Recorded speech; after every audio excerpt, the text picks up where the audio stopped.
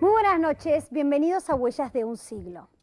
Crecieron a la sombra de YPF, supieron lo que fue vivir dignamente de sus salarios. Y a pesar de los miles de kilómetros que las separan, algo las une. Las políticas neoliberales que impuso el menemismo las dejaron sumidas en la desocupación y la miseria.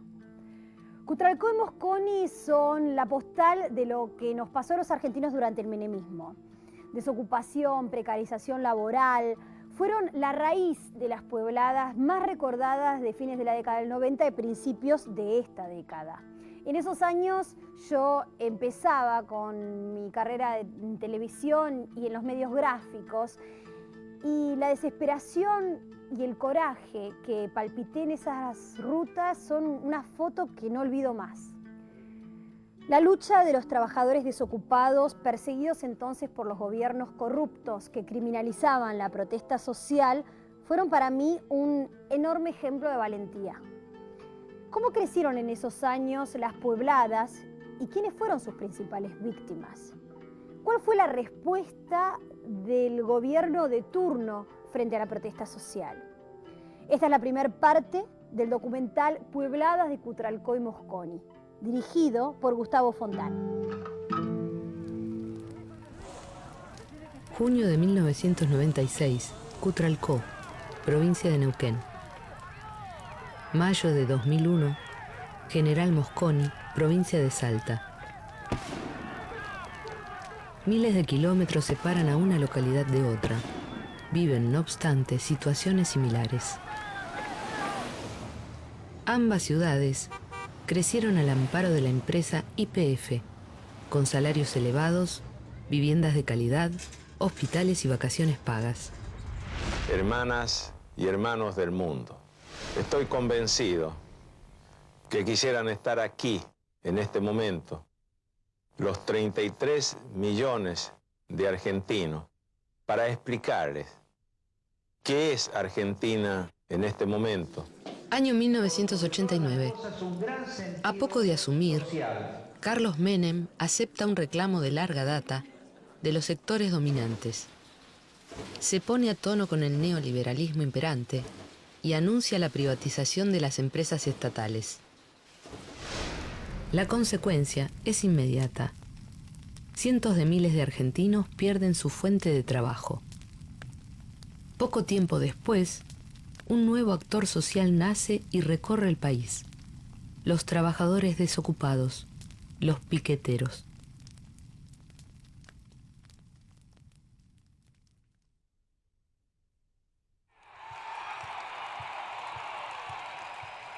Y hace 4 meses juré desempeñarme con lealtad y patriotismo como presidente de todos. Hoy renuevo ese juramento. No vamos a privatizar la esperanza que es de todo el pueblo argentino. El gobierno menemista está desmontando lo que queda del Estado benefactor que Perón había puesto en marcha.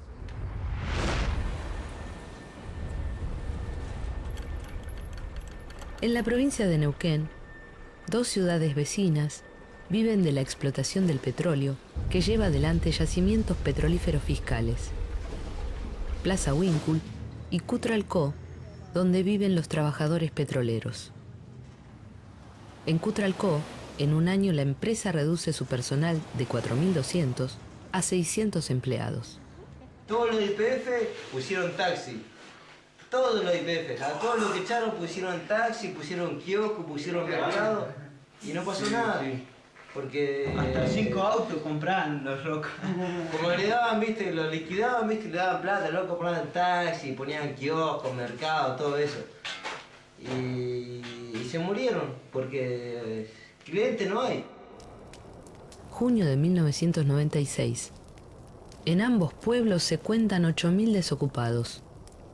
Comienza el invierno y las empresas de gas y electricidad cortan el suministro a 1.500 usuarios por falta de pago. El gobernador Felipe Zapag anuncia que suspenderá un convenio con una empresa canadiense para instalar una planta de fertilizantes derivados de la explotación petrolera.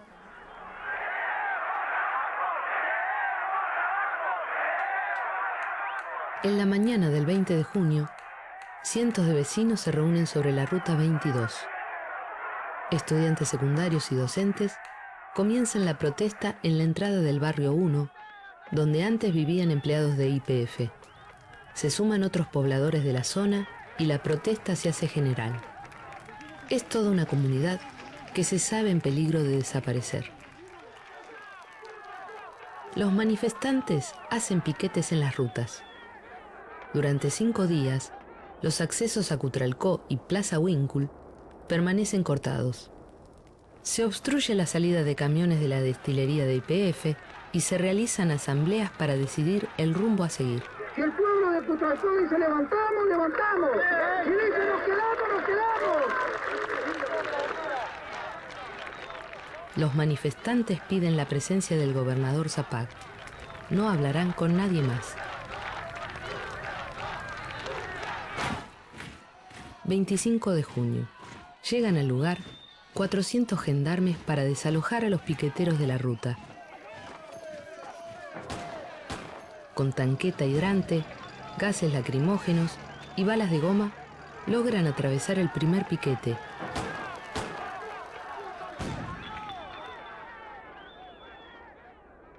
¡Tenemos hambre, jefe! ¡Tenemos hambre!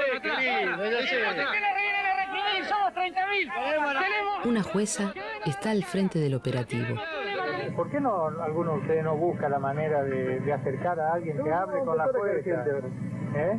No, pero alguien representativo que hable con la jueza. Usted no me puede estar pidiendo que haya un representativo cuando el representativo en realidad es el pueblo. El pueblo está manifestando el total desacuerdo con la política del señor Zapag. Doctora, le han propuesto al señor oficial de Gendarmería su visita a la torre, que es donde está el centro principal, acompañada por 2 o 3 gendarmes, y le da la garantía de llegar allí a hablar. ¿Usted lo haría?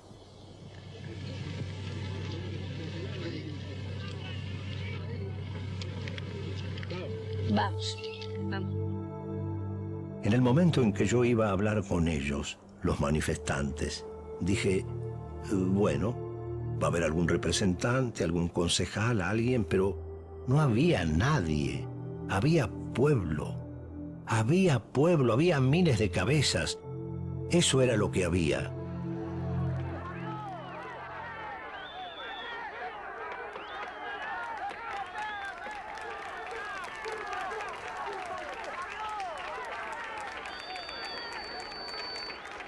Dado que esto excede a la cuestión delictual que yo he venido a hacer, me declaro públicamente incompetente. Me retiro del lugar y las fuerzas que vinieron conmigo también.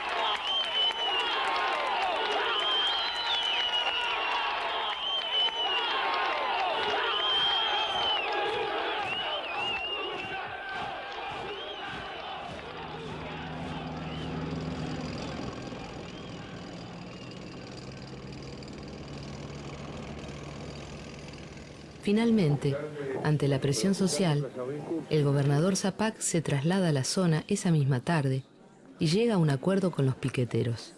Se llamará a una compulsa nacional e internacional para la planta de fertilizantes. Los manifestantes levantan el piquete, celebran el triunfo popular con caravanas por las calles de las ciudades.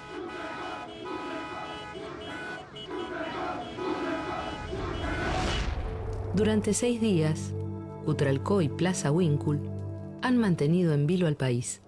¿Quién va a ir a pelear por nosotros si no somos piqueteros? Porque tiene que haber una persona que nos represente a nosotros. Es como todo tiene su representante. Y para nosotros somos piqueteros. Se trata de la primera protesta social que concluye exitosamente ante un modelo que parecía inexpugnable. Pero casi un año después, en nada ha cambiado la situación de Cutralcó y Plaza Huíncul. Desde marzo, los maestros neuquinos están en huelga contra la Ley Federal de Educación. El 9 de abril, los desocupados de Cutralcó y Plaza Huíncul toman nuevamente las rutas, apoyan a los docentes y exigen que se cumpla el acuerdo firmado por el gobernador un año atrás. Y organizándose nos están haciendo mierda y haciendo cagar de hambre.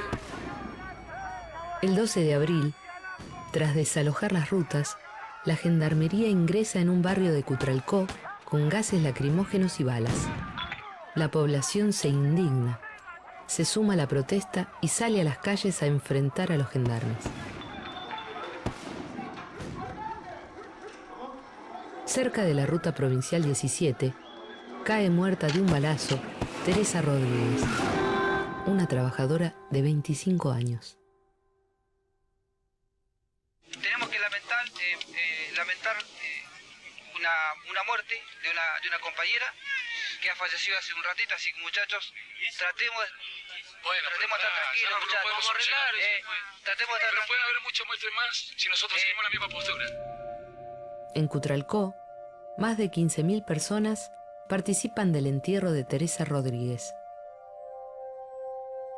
Manifestaciones de repudio se suceden en todo el país. El crimen quedará impune. El gobierno nacional habla de rebrote subversivo y criminaliza a los piqueteros.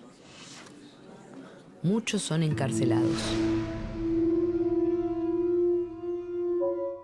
Así termina el primer bloque, nos vamos al corte y ya volvemos.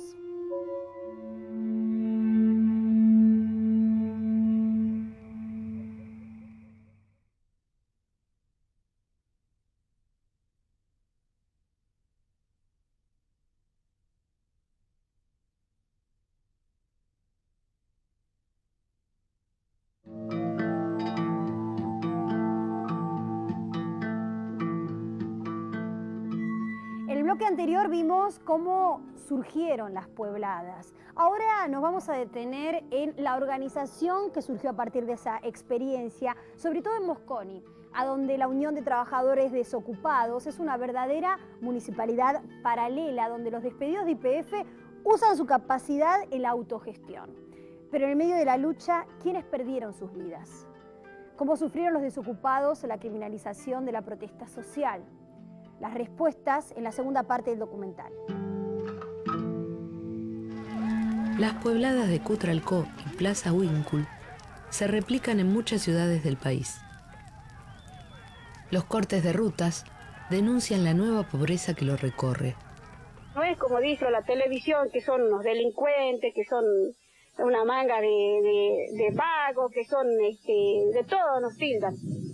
Pero ya no podemos más estar en silencio. Tenemos que salir a la calle. En la provincia de Salta, la privatización de YPF también amenaza con dejar pueblos fantasmas. Es el caso de General Mosconi. Hacia 1991, son pasados a retiro 3.500 trabajadores de YPF. Constituían el 90% del personal de Mosconi. El sindicato de los petroleros, SUPE, no hace nada para oponerse a la privatización. La ciudad parece haber perdido la razón de su existencia. Sin embargo, sus habitantes se resisten a ser borrados del mapa.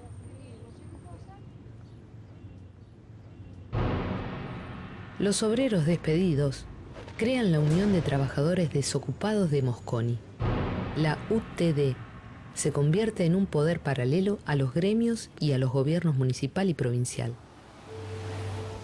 Porque mi abuelo trabajó, mi padre trabajó y yo he salido a defender a YPF. Porque si iba de generación en generación, tendría que haber quedado para mi hijo. Entonces no lo supe defender. Se vendió todo eso, no se pudo defender. Porque tendríamos que haber luchado a muerte para evitar todo eso de la privatización. Las protestas van aumentando.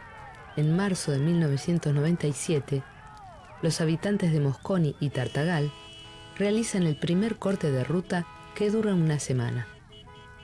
La medida cuenta con el apoyo generalizado de todos los sectores sociales. Los trabajadores desocupados adquieren día tras día mayor peso político. Los cortes de ruta se suceden ante cada despido, ante cada sueldo atrasado, ante cada detención. El doctor Carlos Saúl Menem le coloca la banda al señor presidente de la Nación, doctor don Fernando de la Rúa. El 10 de diciembre de 1999 cambia el gobierno, pero no el modelo económico que genera más desocupados. Y es mi compromiso trabajar para resolver la emergencia social, pero sé distinguir entre los necesitados y los violentos o los delincuentes que, aprovechando esta situación, utilizan el desorden para crear el caos. En mayo del año 2000 tiene lugar la primera gran pueblada. Los desocupados piden trabajo, más planes sociales del gobierno y los pagos atrasados de los ya existentes. ¿Saben ustedes que puede haber un enfrentamiento? Sabemos, estamos conscientes de ello, pero lo que nosotros queremos hacer es tratar de evitar eso. Por eso queremos estar constantemente en el diálogo. Si lamentablemente el juez Medina o como la Nación evitan eso, que yo creo que los responsables serían ellos, porque yo creo que lo que estamos haciendo acá en este corte de ruta es pelear por algo justo.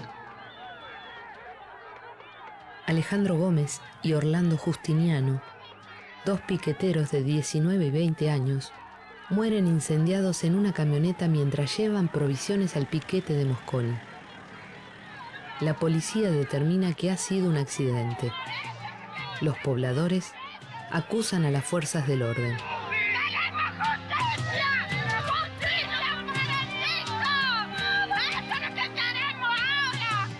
En nombre del gobierno de la provincia de Salta, digo, repudiar cualquier hecho de violencia que se pueda producir ante esta situación. Finalmente, se cortan las negociaciones con el gobierno. Los cortes vuelven a ser masivos. En la madrugada del 12 de mayo, 600 gendarmes desalojan la ruta 34. Hemos llevado a cabo una operación de limpieza como se nos ordenó. Todavía no tengo las novedades porque se está combatiendo en los costados a los flancos de la ruta. Ha sido detectado un grupo en el monte y se está tratando de terminar con la acción de ese grupo. Tal como sucediera en Cutralcó 3 años atrás, la policía provincial entra en Mosconi e invade las casas en busca de los cabecillas piqueteros. La población se enfrenta a las fuerzas policiales que deben replegarse cuando llega una columna de 10.000 manifestantes desde Tartagal y otros pueblos vecinos. Finalmente, el gobernador Juan Carlos Romero acepta las condiciones de los piqueteros. El corte de ruta se levanta al día siguiente. Un montón de burócratas durante 14 años no han conseguido nada para nosotros. Y estos 5.000 puestos, con 220 pesos lo hemos conseguido nosotros, el pueblo, hoy. Hoy, esto es para ustedes.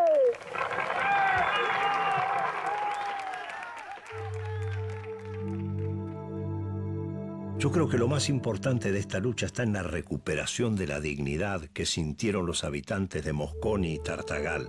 Y vamos a impulsar la inmediata renuncia de todos los legisladores, desde diputados y senadores hasta concejales, porque nos dejaron huérfanos y demostraron que no existen. Con la Unión de Trabajadores Desocupados a la cabeza, los cortes de ruta se repiten en los meses siguientes. Los habitantes de Mosconi se identificaron alguna vez como integrantes de la gran familia de YPF, ahora como desocupados.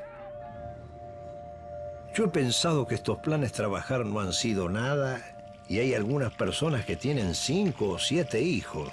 Te enseñan a comer soja y te van a enseñar a comer ratas, perros, ratón, lo que sea, porque nos llevan a la marginación total. Y nosotros queremos tener trabajo genuino. Aparte que no tenés obra social y no aportás para la jubilación. Cuando lleguemos a los 60 años, nos van a meter en un paredón y nos meten bala ahí porque vamos a hacer una carga para la sociedad.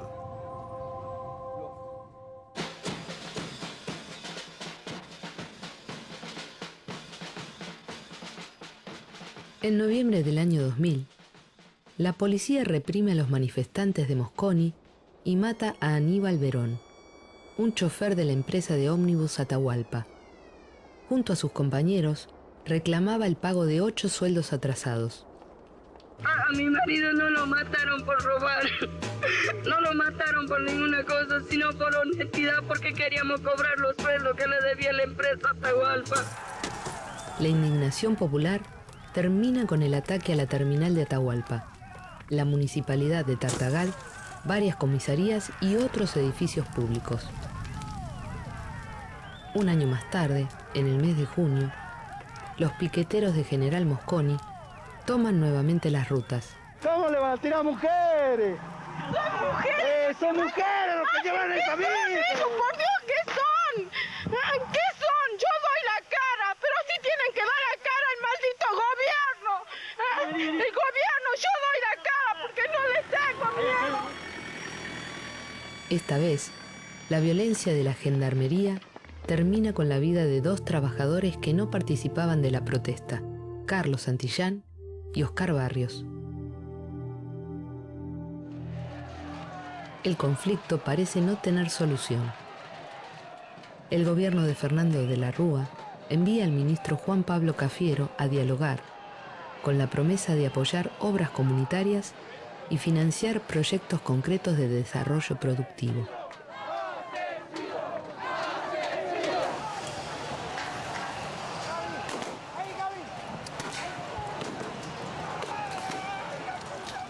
Pocos meses después, de la Rúa abandona la presidencia. Concluyo una etapa de mi vida donde he entregado lo mejor de mí para el país. Quiera Dios alumbrar el camino de la República. Muchas gracias. Una última pregunta.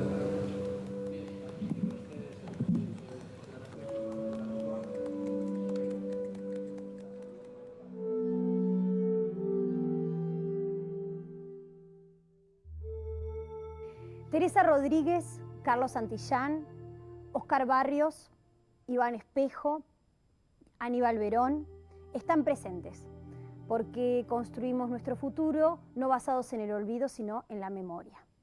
Acuérdense que los documentales de Huellas de un Siglo los pueden ver a través de la página web del canal. La dirección es www.tvpublica.com.ar. Nos volvemos a encontrar en una nueva edición de Huellas de un Siglo. Chau.